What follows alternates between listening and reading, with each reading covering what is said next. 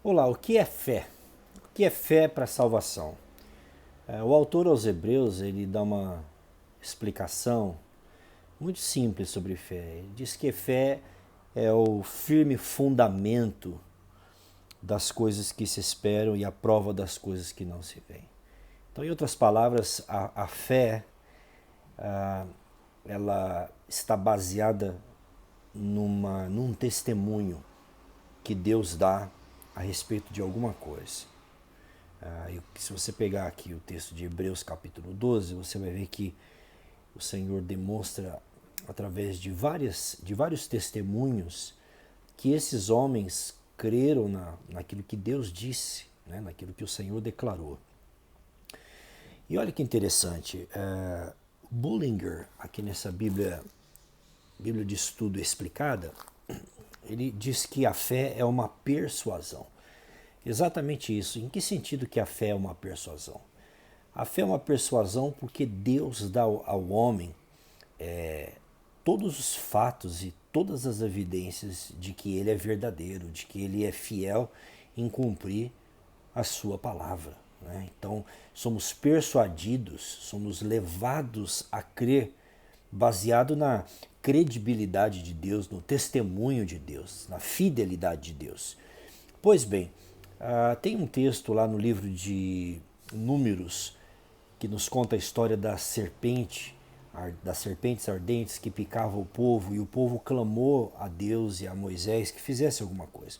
O Senhor deu uma instrução muito simples, dizendo: olha, você vai levantar uma serpente de bronze no meio do arraial, e todas aquelas pessoas que olharem para aquela serpente serão curadas. No Novo Testamento, depois, Jesus usa essa figura, esse exemplo do Velho Testamento, tratando como se fosse ele mesmo, dizendo que ele também seria levantado e que todos que crescem nele seriam salvos.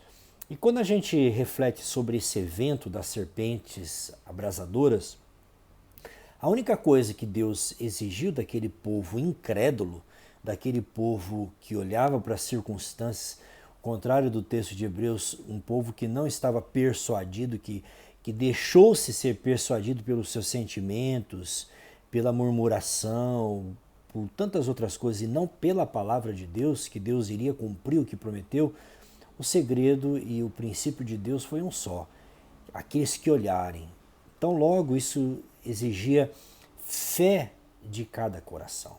Agora, note que coisa interessante: a fé é uma coisa tão simples, eles não precisavam praticar nenhum sacrifício, guardar o sábado, guardar a lei. Não, tudo que eles tinham que fazer era olhar para aquela serpente que foi levantada de maneira que todos podiam vê-la e crer seria o suficiente para curá-la.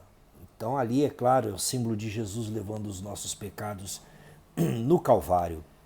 E tudo que Deus pede no Evangelho de João está explicado, que todo aquele que crê em Jesus tem a vida eterna. Todo aquele que é persuadido. Então, por isso que fé não é uma obra do homem. Fé é simplesmente uma persuasão, uma certeza interior em que você crê, em que você confia, em que você descansa na promessa de Deus, você descansa naquilo que Deus disse. Por exemplo, Jesus disse que aquele que crê nele tem a vida eterna. Então você não tem dúvida sobre isso. E você descansa nesse fato que daquilo que Jesus declarou é verdadeiro, é inquestionável, é insofismável. Então, no momento em que você crê em Jesus para a salvação, significa que você foi persuadido no seu íntimo, você foi persuadido nas suas convicções, você foi persuadido no sentido de concordar com Deus. Por isso a ideia do arrependimento é você concordar com aquilo que Deus está propondo como verdadeiro. E aí você abre mão das suas próprias opiniões, das suas próprias certezas até então. E você passa então a se unir a Deus nas certezas daquilo que Deus declara. Então é crer que Deus cumpre a sua palavra.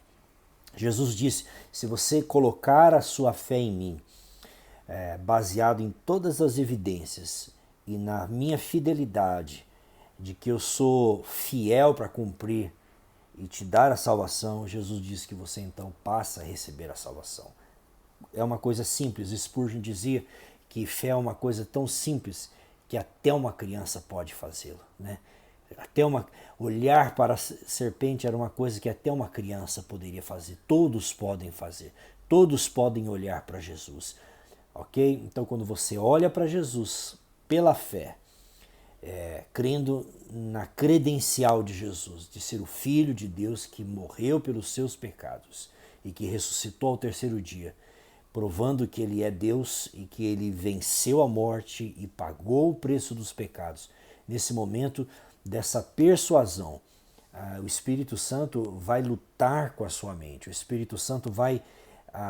Por isso que Jesus disse que o Espírito Santo iria convencer o mundo. O que é convencer? Convencer significa dar as evidências, dar o veredito, não deixar ninguém sem provas substanciais.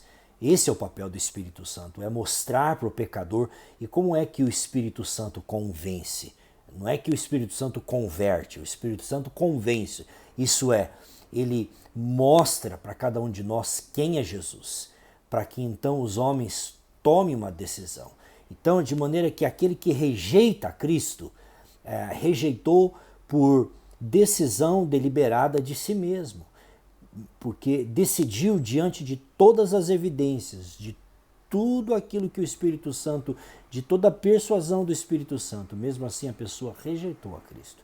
E da mesma maneira, aquele que no seu coração decide crer, baseado no testemunho que Deus dá e que o Espírito Santo confirma a todos nós, então nesse momento você é salvo. Deus capacitou todos os homens para que possam ouvir a mensagem do Evangelho e para que possam então serem persuadidos, serem levados a crer que o testemunho de Deus é fiel e que seja Deus verdadeiro e todo homem mentiroso. Então tudo que Deus espera é a coisa mais simples do pecador como eu e você. Deus espera que nós creiamos na sua oferta, naquilo que Ele está dando para cada um de nós. Deus abençoe.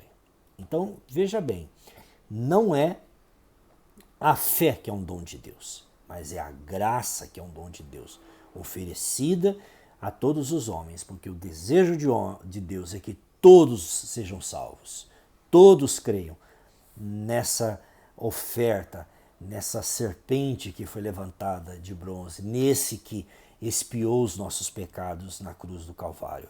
Então creia com a singeleza do coração de uma criança. Coloque a sua confiança no único e suficiente Salvador que é Jesus Cristo. Deus abençoe.